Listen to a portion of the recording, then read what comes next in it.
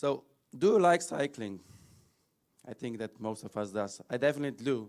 I use bike to go to work. I use as a sport activity, and it's affect my health.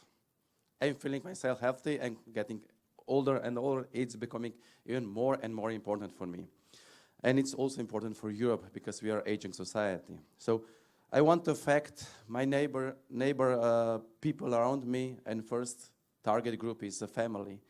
I succeeded to convince my family to do the family vacation, some trips. This is the first step that you have to do. Then further on, you're focusing on daily commuting for them. You know, I'm living in a rural area in Slovenia where car is so dominant that it's really hard to have some fights with them. And I have to negotiate my kids. This is their school and kindergarten. And I succeeded also here. So, but going further then to wider public, you can succeed with some friends, definitely. You're able to convince them to make some trips. And then they slowly starting cycling also for their daily errands. But as me, as a cycling coordinator of Slovenia, I want to convince the whole nation, or I want also to convince the international, you here, cycling is good. How to convince? And I cannot talk to everybody, to each one of you, and to have a lot of time for that. I need that strategic approach. After I think in 2019, we had the proposals from Austrians to join one international project where should we elaborate the national cycling strategies in each countries that are involved in the Danube region. And because the Austrians are those with the regulation, Andreas, he's Austrian, he will explain you exactly what we did within the project. So the Austrian ministry was actually pushing for an international cycling strategy for a long time. In 2021, we succeeded to adopt the pan-European master plan for cycling promotion. 41 countries adopted this master plan. So then there was this challenge of implementing all these recommendations. So we have to find people like Gregor, and we succeeded in the Danube region not just to find him, but 8 other dedicated people, which then started to build up networks within their countries. National cycling working groups from regions, from other ministries, supporting this initial thought of doubling cycling in the Danube region. But how to proceed? So we did it with Jan Gehl. He once said, come up with a plan and follow up on it.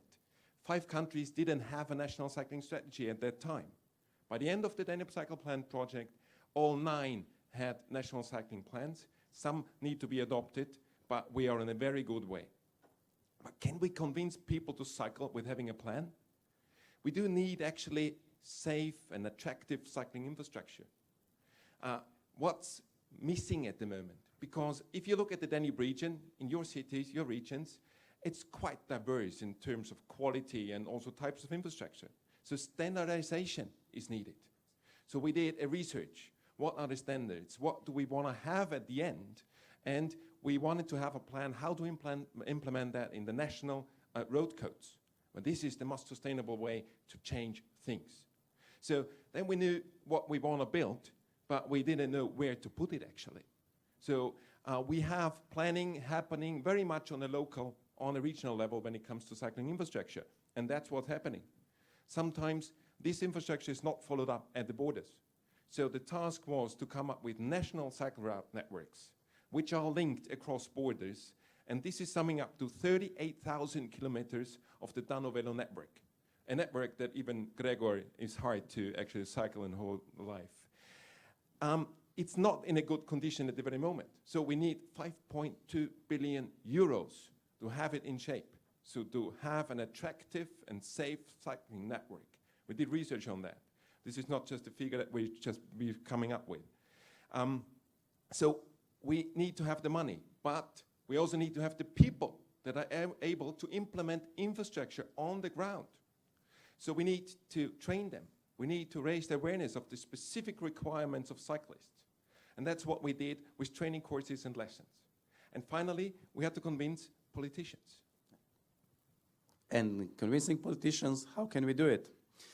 We are tackling ministers, regional governments, and the mayors at the local level with cycling promotion tour from Vienna, when the Pan-European Master Plan on cycling was signed, to Ljubljana, that hosted last year the biggest cycling conference, Velocity.